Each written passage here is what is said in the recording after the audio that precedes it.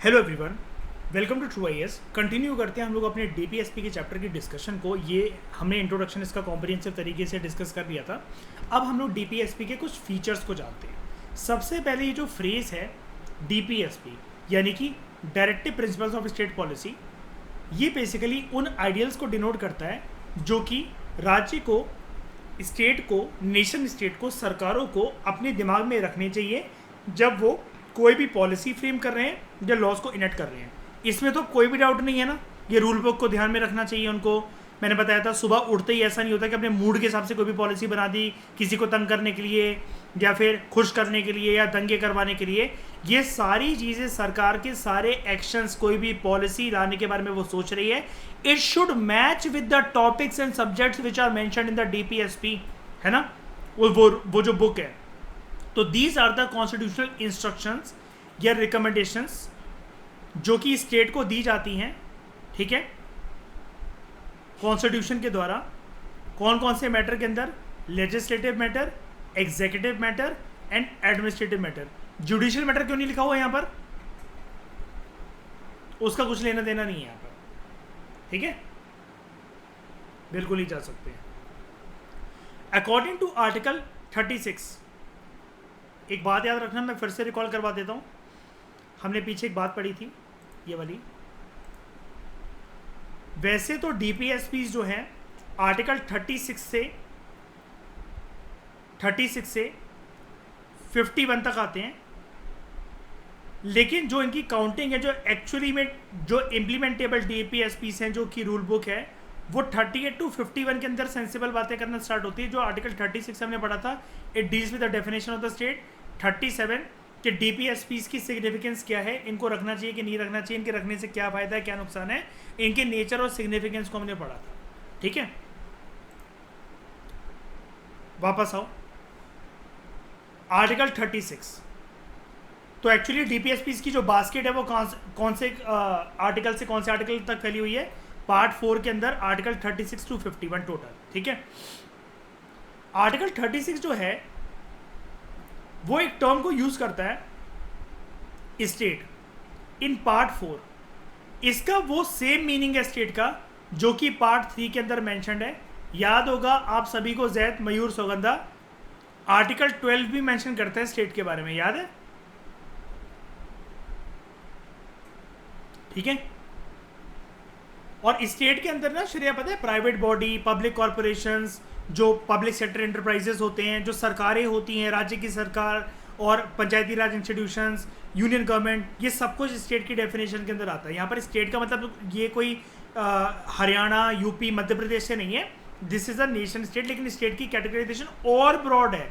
Public sector enterprises, कुछ वो सारे सेक्टर्स जो कि सेमी गवर्नमेंट ऑर्गेनाइजेशंस हैं, इंस्टीट्यूशंस हैं, वो सारी बॉडीज भी आती हैं स्टेट की डेफिनेशन के अंदर। वो आपको देखने को मिल जाएगा फंडामेंटल राइट्स के चैप्टर में, ठीक है।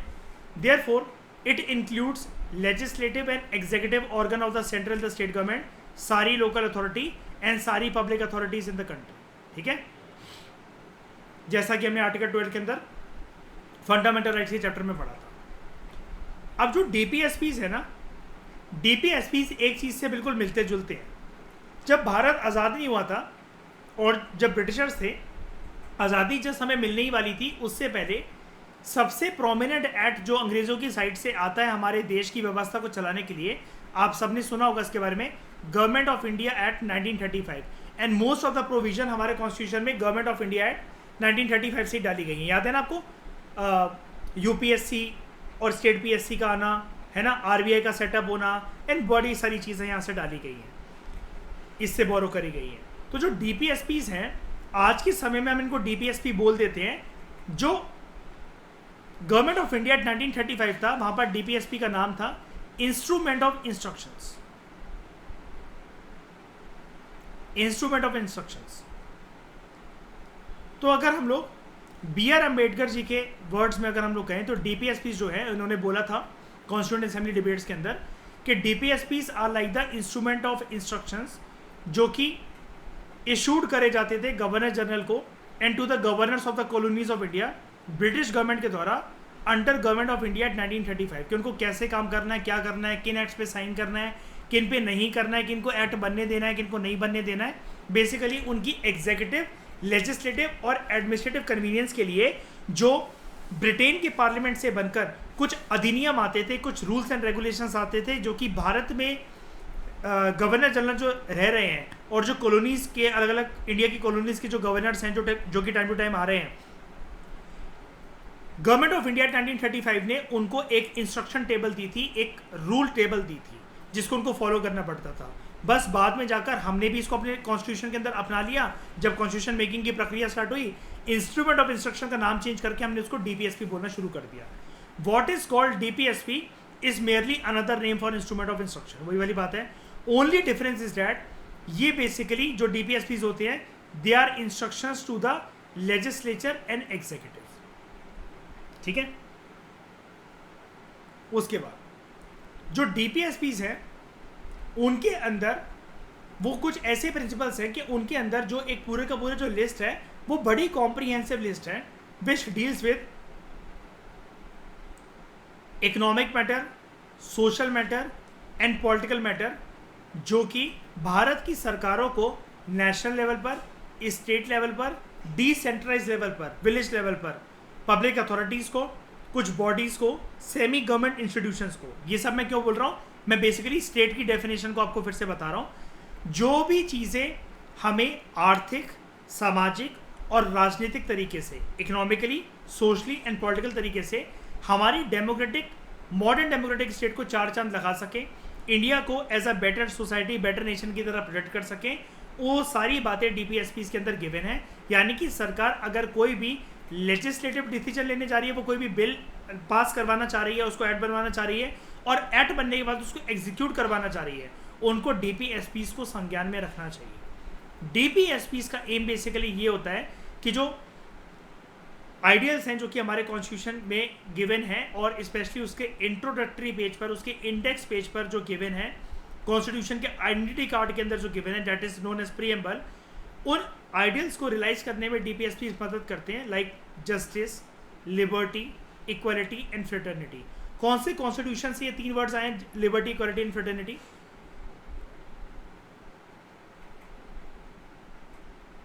French constitution. क्यों आए? क्योंकि फ्रेंच रेवोल्यूशन की ये तीन जो चीजें थी, यही उसका नारा था पूरा का पूरा, है ना।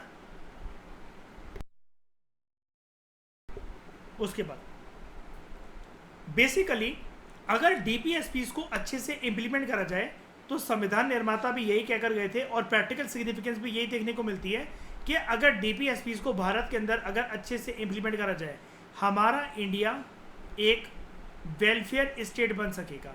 एंड यहाँ पर जो हम बोल रहे हैं वेलफेयर स्टेट, किसका वेलफेयर सुनिश्चित होगा? यहाँ से लोगों का, जनता का, ठीक है, ना कि हमें बनाना है हमारे देश को police state. What is police state? क्या पुलिस वाले घूमते रहते हैं पूरी कंट्री के अंदर? जहां पर सरकार की सर्विलियंस ना इतनी ज्यादा होती है कि लोगों को अपने राइट्स जो हैं वो राइट्स ना लगकर घुटन लगते हैं। किंतु परंतु सरकार का इतना ज्यादा बढ़ जाता है, जैसे अभी याद करो मैंने आपको प्रीवियस लेक्चर के अंदर वो बताया था, कम्युनिज्म का कंसेप्ट है ना, क्रूएल फॉर्म ऑफ सोशलिज्म। तो वो एक पुलिस स्टेट है। सरकार डिसाइड करती है यहाँ पर कि आप क्या पहनोगे, क्या खाओगे, कौन से धर्म का पालन करोगे, ठीक है।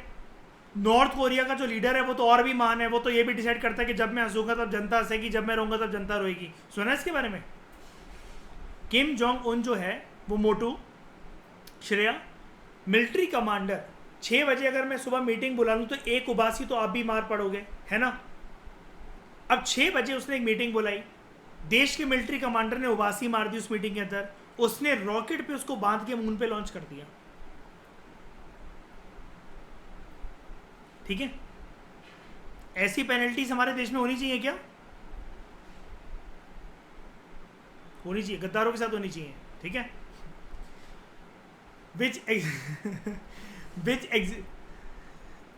गद्दार का तो which existed during the colonial era, ठीक है।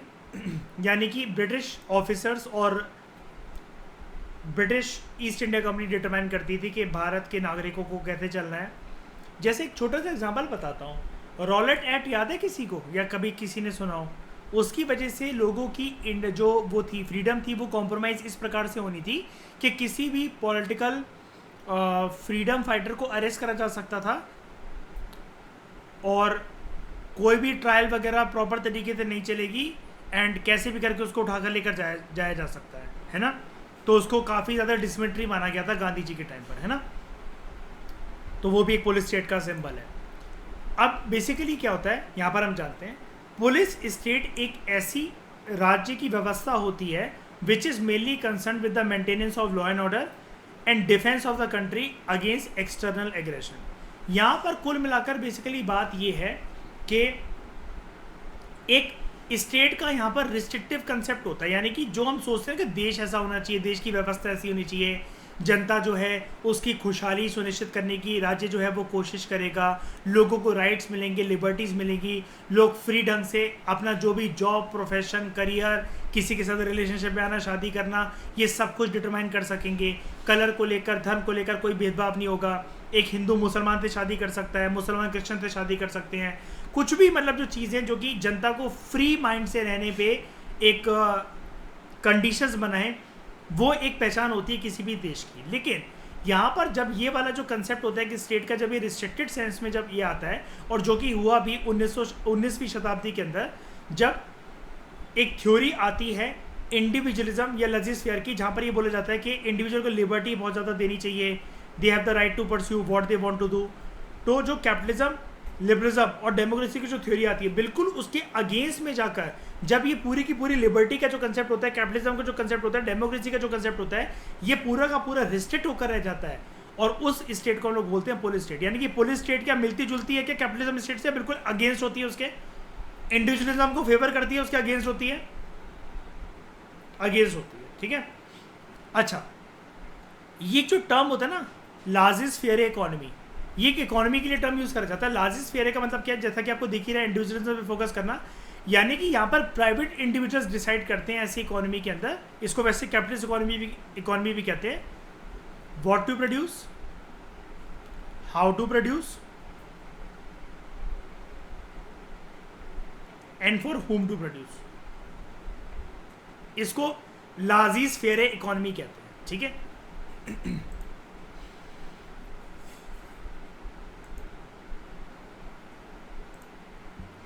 तो ब्रीफली हम लोग ये कह सकते हैं, डीपीएसपीज बेसिकली लाई इसलिए गए थे, this see to establish economic and social democracy in the country. ये चीज़ याद रखना, ये कीवर्ड है इसका Mayur, economic democracy and social democracy promote होती है डीपीएसपी से। आप चाहो तो मीन्स के आंसर राइटिंग में इसको इंट्रोडक्शन के तौर पे भी लिख सकते हो श्रेया, एम्स एंड ऑब्जेक्टिव को बताने के लिए डीपीएसपी के लिए। आप शुरू में अपने आंसर में फ्लो लाने के लिए सबसे पहली लाइन यही मेंशन कर सकते हो, डीपीएसपीज आर सर्टेन डायरेक्टिव्स, जिसकी वजह से जो हमारा एक सपना होता है भारत को, हिंदुस्तान को एक वेलफेयर स्टेट बनाने का, एक तो ये सुनिश्चित होता है, प्लस ये वेलफेयर स्टेट का कंसेप्ट ऐसे आ पाता है कि इसकी वजह से सोशल और इकोनॉमिक डेमोक्रेसी प्रमोट होती है। ठीक है, अब लेकिन डीपीएसपीज के साथ एक चीज़ जुड़ी हुई है। देखो मैं यहाँ पर दो टर्म मेंशन करता हूँ,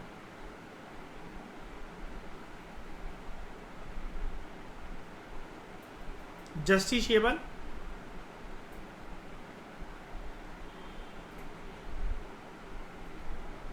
एंड नॉन जस्टिसेबल। सबसे पहले मुझे बताओ इनमें डिफरेंस क्या क्या मतलब होता है इसका, जस्टिसेबल नॉन जस्टिसेबल का। You have the right to go to court, कौन से सर्कमस्टांसेस के अंदर? पहली बात तो आप ये बोलो कि वो सर्कमस्टांसेस जो कि कॉन्स्टिट्यूशन के अंदर डिफाइंड है कि हाँ इसके लिए विंडो मिलती है आपको कोर्ट को अप्रोच करने की, है ना। और कोर्ट फिर आपको क्या दिलवा सकता है? जस्टिस। लेकिन क्या कुछ ऐसी चीजें भी होती हैं जिसके लिए आप कोर्ट नहीं जा सकते?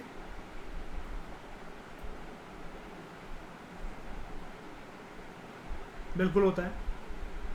यहां पर देखो डीपीएसपी जो हैं उनको बोला गया they are non justiciable in nature, यानी कि ये लीगली एनफोर्सेबल नहीं है by the court for their violation. सरकार अगर जो डीपीएसपी में जो प्रिंसिपल गाइडलाइंस गिवन है अगर उसको लाने में देरी कर दिया, ना भी ला रही हो, तो आप उसके ऊपर कोई एक रिस्ट्रिक्टिव एटमॉस्फेयर पैदा नहीं कर सकते कि कोर्ट के पास जाकर के ये चीज़ तो इम्प्लीमेंट सर जी करवाई दो। ऐसा क्यों करा गया था संविधान निर्माताओं के द्वारा?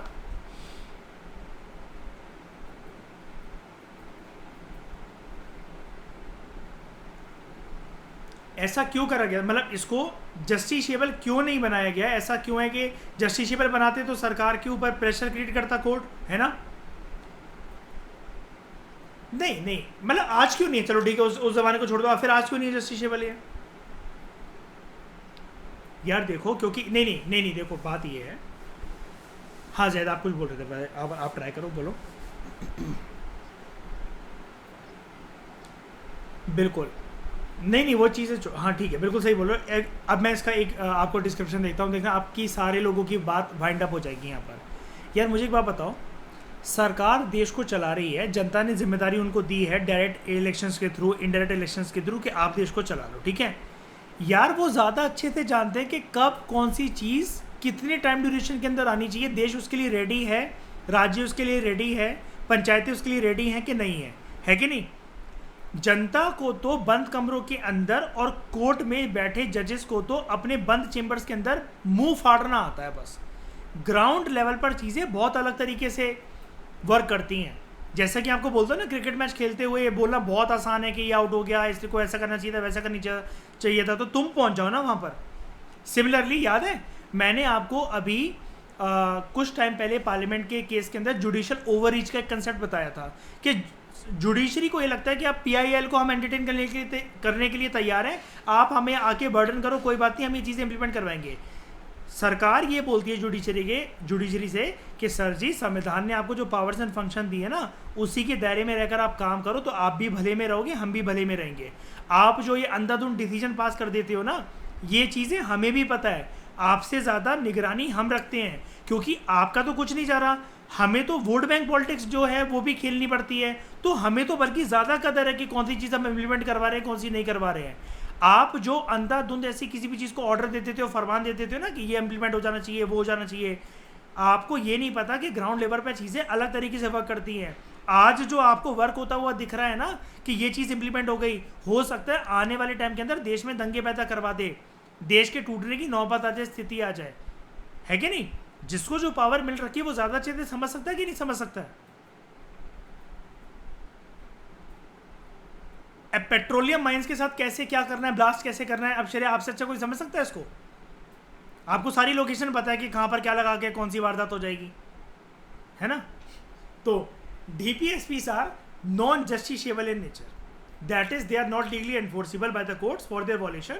आप ये नहीं कह सकते कोर्ट के पास जाकर कि सरकार को ऐसा ऐसा करना चाहिए था, एनिमल हस्बेंड्री का टॉपिक गिवन है, विमेन की प्रोटेक्शन का टॉपिक गिवन है, एक एक गली के अंदर एक एक विमेन पुलिस ऑफिसर को 24 घंटे खड़ा करके रखो, सरकार ने बोला था वो पार्लियामेंट के अंदर विमेन रिजर्वेशन बिल्कुल लेकर आएंगे जिसमें 50% एमपीज जो होंगी विमेन होंगी, आर्म फोर्सेस के अंदर इन्फेंट्री और कैवलरी में औरतों को लाने के लिए इतनी देरी क्यों चल रही है, फाइटर जेट्स के अंदर औरतों को अलाउ करने में इतनी देरी क्यों चल रही है। सरकार ये सारी चीज़ें अपने हिसाब से इम्प्लीमेंट कर देगी, आपको उसको समझाने की ज़रूरत नहीं है, क्योंकि ऐसे तो इस देश की भसड़ देखिए जैद, अगर ऐसे सब कोई सरकार को सारे ओपिनियन देने लग जाए और सरकार हर किसी को पुचकार के सबकी बातें मानने लग जाए, ठीक है। और वैसे भी जनता को तो 100% कभी भी सेटिस्फाई नहीं करा जा सकता। सरकार हमेशा एक वेलफेयरिज्म के कंसेप्ट पर काम करती है ना, maximum welfare of the maximum masses, कि सरकार का कोई भी जो डिसीजन हो वो तीर ऐसा लगे कि ज्यादा से ज्यादा का वेलफेयर हो जाए। 100% का हो सकता है कि नहीं हो सकता, ये तो कोई भी चीज की गारंटी नहीं होती ना। यार आपका अगर एग्जाम निकल गया मान लो, ठीक है, थोड़ा सा टाइम लगता है, और लेकिन आपकी उस एग्जाम में जो भी आप साल दे रहे हो सिंगल डिजिट रैंक है, आपकी वाहवाही हो रही है, खुश तो 100% जनता तब भी नहीं होगी ना आपसे, या घर वाले सारे के सारे, किसी ना किसी एक का मुंह तो बनेगा ही सुअर जैसा। ये होता है। देयरफॉर जो गवर्नमेंट है, चाहे वो सेंट्रल लेवल की हो, स्टेट लेवल की हो, लोकल लेवल की हो, it cannot be compelled to implement that. लेकिन फिर भी संविधान का आर्टिकल 37 ये कहता है, इट इटसेल्फ सेज दैट ये जो प्रिंसिपल्स हैं, लेकिन ये फिर भी फंडामेंटल है गवर्नेंस के अंदर।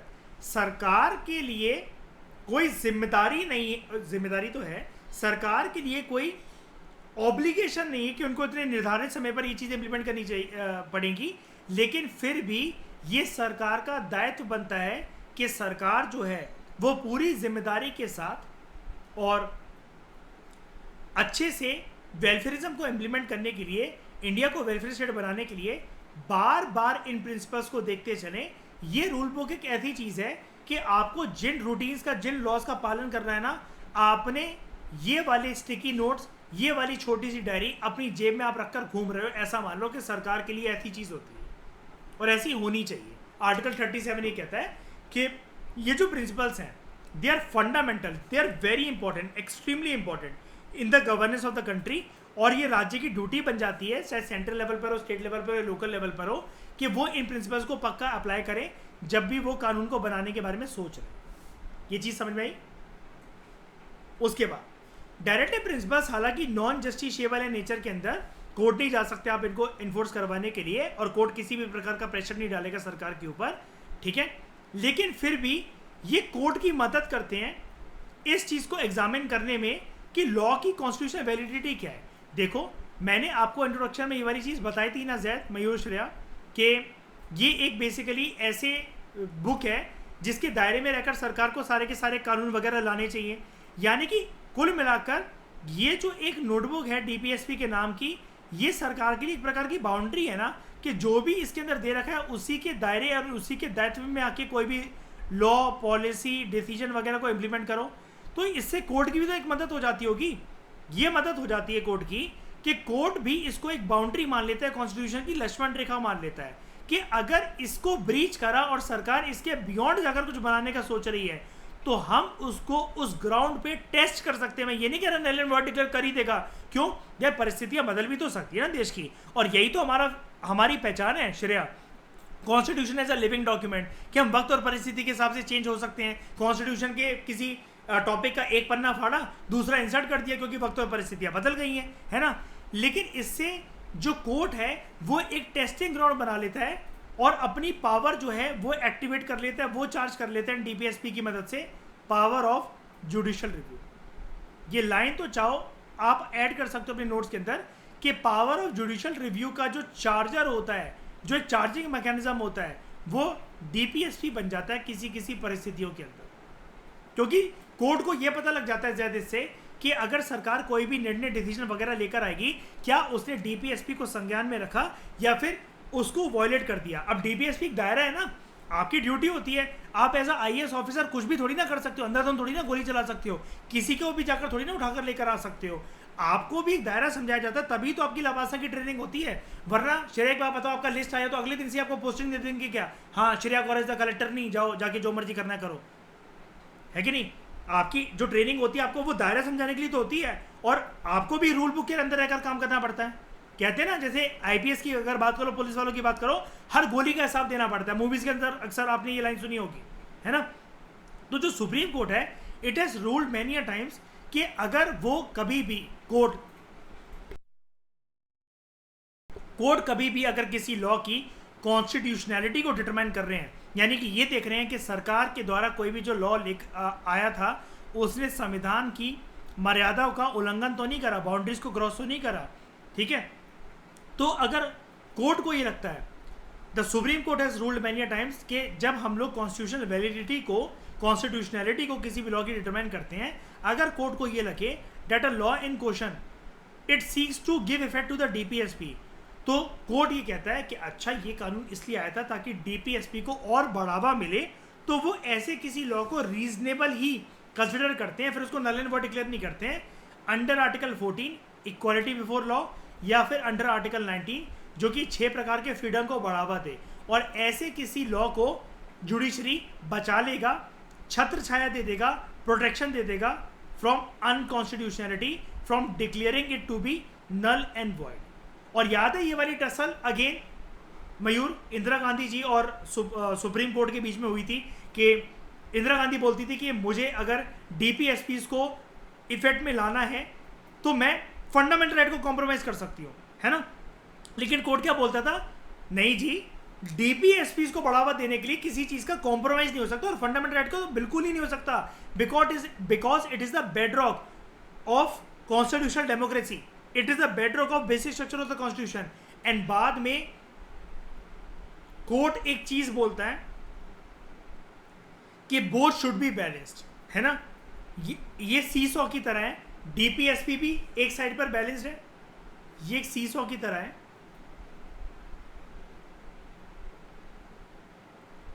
डीपीएसपी भी एक साइड पे बैलेंस्ड है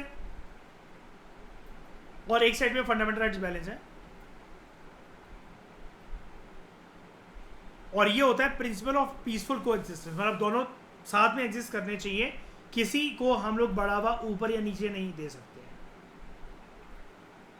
डन।